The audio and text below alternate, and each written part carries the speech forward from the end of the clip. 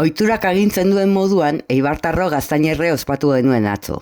Batzuk etxean, beste batzuk soziedadetan eta Eibarko AEK euskaltegikoek urtero bezala, herriko kaletan zehar kantu kale jiran ibili eta gero deporren egin zuten afari meriendan gaztainerreak jan zituzten askok.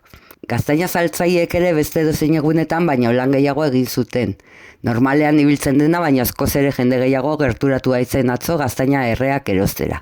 Gaztainerre eguna ez da azaroko egun finko batean ospatzen, baina Eibarren noiz ospatu ondo dakigu, Toribio Etxebarriak lehengo eta ondoren Juan San Martinek idatziz jasotara gaziguterako. Horrela, Arimen egunaren osteko bigarren astelenean ospatzen dugu Eibartarro Gaztainerre. Eta horrelako egunerako menua ere nahiko finkatuta dago gurean. Marrazkiloak eta gaztainerreak jateko eguna izaten da Gaztainerre. Jatorri zildakoen omenezko otordu simbolikoa izan zena, gaur egun familian edo lagunekin ospatzen dugun jaia bilakatu da, baina hala ere, Eibarren gaur arte bizirik dirauen eta oso ondo errotuta dagoen ohitura da.